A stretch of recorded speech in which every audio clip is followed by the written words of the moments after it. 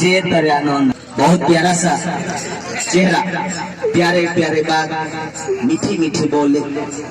बहुत तरह बोली मारा। अब हमने के लयदारी फगुआ गा दी कि वो शिव जी के फगुआ गा के बंद करी, कहीं से कबे से वो सब बताइल बने कि बंद करो तो हम तो बेहतर से कोनो व्यवस्था करेंगे नहीं पड़ी। तब मान लीजिए तो हो जाइए अपना ननद से कहते कि ये नंदो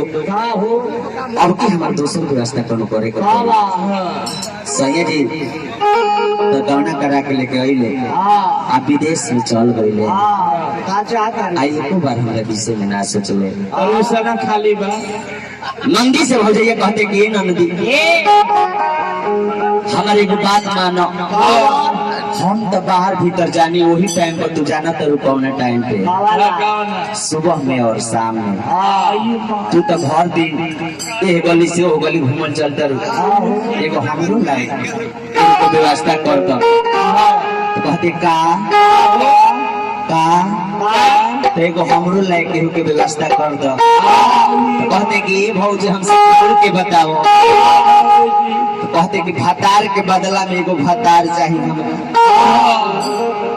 कहते भैया नहीं खोन कहते ना एगो हमरा भतार चाहिए तो काहे खातू अब गाना के माध्यम से सुने के मिले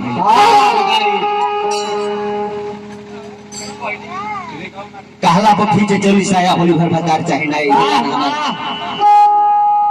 मैं कहते कि जौन जौन हम कही तौन तुम करस लेकिन एगो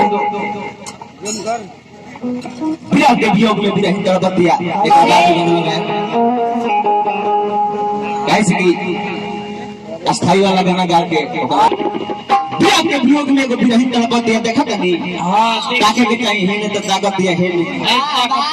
एकरो में दोष नहीं थे एकर पियावा बोले जब से मुंह खरखी लगा गई वो जब फोन करे ले बेचारी तो सपने में फोन करे ले वो हमरा कहां फोन करे ले हमरा से समाचार कर पूछे ले का हो कैसन दिया कहने कि ओहू से बढ़िया से रहत दिया उठलाली मार के रहत कहते कि सजना ये बड़ा मुझी ये राजा जी